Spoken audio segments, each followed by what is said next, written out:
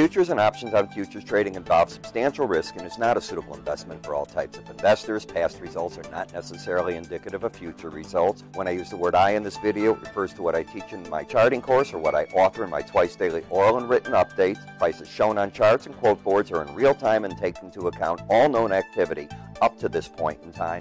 And if you'd like to read more of this disclaimer, simply hit the pause key on your video player. Good day, all. Ira Epstein of Linn Associates with your financial market wrap-up for this Tuesday, July 24th, 2018. And the time right now getting on to 4:40 p.m. So we had an interesting day. As good as the news was yesterday on Alphabet Google, and the market did pop today very big, got up near 74.90, it gave it all back. Plus, closed 14 lower. And I'm telling you, the end of the day trades, right at the end, we're trading closer to 74.06, 74.08 from what I saw. You were down even in the Russell a bit more than this. You held on nicely, though, in the S&P and the Dow, and you were very close to this number in the S&P the last trades I saw. Now, we've seen today a series of events, obviously, on earnings. Not all were good. Some were bad. Companies like Whirlpool are already talking about the impact of the tariffs, how it's going to impact things. Harley-Davidson surprised the market. Everything was better than we had thought. So, interesting day. We saw that the government stepped in today with an emergency program to help the farmers in the areas that are being tariffed. We keep hearing from the president that something big is going to happen with Mexico. We need one domino to fall, one deal, and I predict that each deal after that will get easier to do. Tomorrow we have from the European Commission, European Union Commission, it's called. Got all these crazy commissions there. Mr. Juncker coming in. They're already telling us don't expect a big trade deal from him. I don't know what that means. If you look at the weekly area chart of closes, hard to say this market's not up. It's certainly not where it was at the beginning of the year. It's certainly not higher for the year if you consider where you were right there. But it's certainly making a run at it. And you can see how the market's made this run, and it still has the pattern of higher lows and higher highs. That's bullish until 27.9250 is taken out. When I look at the 18-day average of closes, I'm expecting this number to make a dash, if you will, to try to get up and over this 27.92 figure very shortly. Where's the resistance? Well, it's the same thing that I talked about before I took off on Monday. We haven't hit an upper Bollinger Band in a long time. Today I was watching the NASDAQ and the S&P, and I thought maybe they could do it.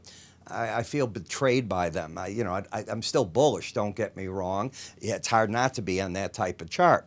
And with the momentum still locked into an embedded reading, unless you get a surprise, it might be able to happen.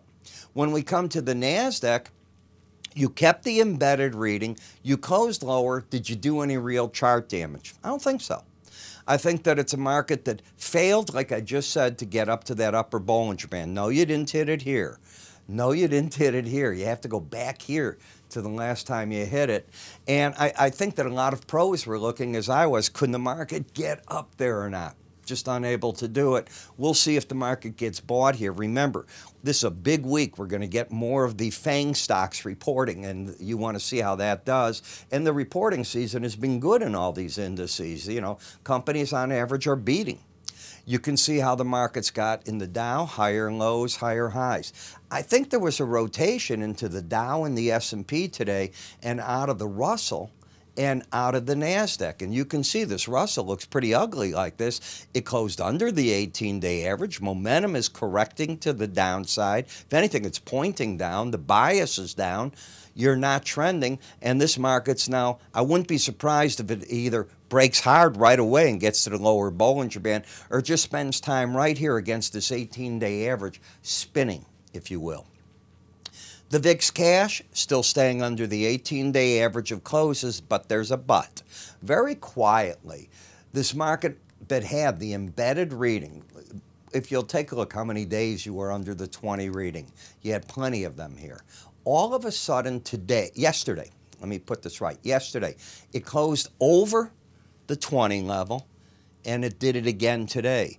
That often leads prices to making an attempt to run at the 18-day average of closes. We'll see if that is going to in fact happen. That could be a bit bearish then in the stocks.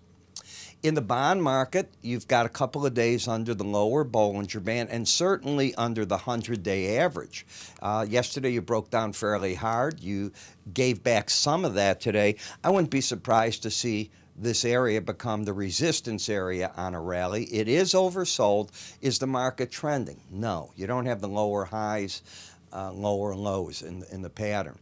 In the 10-year note, same thing. You got a higher high, lower low. And while you got 2 days underneath the Bollinger Band, I'm going to look to see if the 100-day average at 119.24 and the Bollinger Band, if the market doesn't try to lift itself off of that, because it is oversold. When we come to TLT, you've got the higher high, lower low. So yes, I was gone and out of the office yesterday and the markets had a big break. We're going to see if they can make a recovery of any type from here. In the dollar index, focus on the sideways action of the black lines, the Bollinger Bands. Now you've got a market that's making higher highs, lower lows, and how many times is it just staying against the 18-day average? You've got to think of this as a pipe. And we're taking a spring and we're twisting the spring in there, looking for the market pressure to break out to the upside or downside. Is there a clue as to which way? The only clue is that momentum, which often leads price, is still pointing down, but there is no trend in the market right here. And it's the flip-flop in the eurocurrency. Look at the sideways action. It could be that the markets are waiting to see, does the European Central Bank make a monetary policy change? What's going on? It could be that we're looking to see what our Fed says about all this that's happening. There's just a host of things, and it's also summer, and I've got to tell people, August, if you go to Europe, the pros take off. It is not 24 what you think. There's still a culture that August is vacation time. And this doesn't surprise me to get the spinning around right here. Will Miss May be able to save the day? She took over Brexit negotiations, which I understand she has 90 days to have a plan laid out. Otherwise, we might just get a hard Brexit come March. Hard means you just leave without any deals. Now, she did replace the minister she had running the Brexit relations for her with somebody that Brussels likes a lot more, and it appears this is her last-ditch effort to get something done. She wants a friendly break. She wants ties with the European Union. But the market keeps running into resistance at the 18-day average. Close over that number, 132.04, and I will not be surprised to see the market try to make a run at the upper Bollinger Band. I think we're at a key point on this chart. In the Japanese yen, as you know, the Japanese government's been talking, or there's whispers, should they be changing their monetary policy, which has been an easy monetary policy, I almost feel like my whole life. It's crazy. But the market is now without a trend, hanging at the 18-day average, trying to figure out what to make of it. Bitcoin has had a surge to the upside. We were fortunate back here when you and I were talking, and I said, watch this, you lost the embedded reading, and that changed the whole game. Now, will it be able to continue? It could. I mean, there's nothing bearish on this chart other than you're over the upper Bollinger Band for the first time. So what? When I look at the Brent versus WTI crude, I'm watching what goes on, and now the big thing is you got to figure out for yourself, are there any option plays you'd want to make in front of when the sanctions go in place on Iran? That's your thought. I don't know what to do with that on the difference. The market seems to have found a home in the $4.50 to $5 range temporarily. Resistance up at a difference of 5.46. When we take a look at September Brent crude, you can see the market's oversold, trying to lift. The 100-day average, for whatever reason, has become the near-term support, and I'm going to still say resistance is the 18-day average of closes. They had a very friendly API number tonight.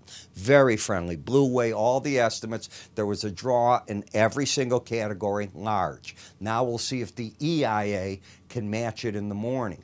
And if they do, will the market respond in a favorable note? As you can see in the WTI crude, you've got higher lows, higher highs, but you're under that 18-day average. So the two balance each other out. You have nothing, resistance up there, and again, the 100-day average has become something of a support number. Gasoline, as much as it soared today, it gave it up and pulled back to that 18-day average. So yesterday you went there, you missed it on Friday, you went to it yesterday, you had further rally and then pulled back. As I said, I thought the gasoline number was very friendly. I'm going to be leaving the August contract, so be ready for that. I'm going to be moving on to probably to September's and everything now. Take a look at what you have here. Lower highs, lower lows. What about the embedded reading? It's still there. When you open tonight, if this number gets over 20 and the market stays in any way solid, you probably can get short covering as traders take notice of that. The problem is there's nothing on an uptrend yet. Resistance back at 277.70, and you've got another layer at the 100-day average. Could we be making a bottoming pattern temporarily is the question. I want to remind you about our offering through Modern Trader. You know, they put out a fabulous publication. Every month, so to speak, they put out their magazine. This one is dedicated to the trade wars. And it really is a fabulous group of articles on it. And if you read it, you get an understanding as to what's going on. Then they have special articles, because this was dealing with the trade wars, that I think everybody should take a look at and try to get a better understanding of. I'll stand over here so you get to see everything. And you can see volatility and fad tag stock patterns. Then you're going to get an article on how to trade war trading. Pretty interesting, if you ask me. Then during the week, because you only publish once a month, you're going to get every day a daily market focus with current stories that help you understand what's going on. This is a $79 a year charge. If you go to their website, that's what you're going to pay. Through us, it's free. Give us a call. Go to our website. We'll work with you to sign you up on all this. No charge. You can click up here. Remember, everything comes by email. I'm Ira Epstein. You have a good day.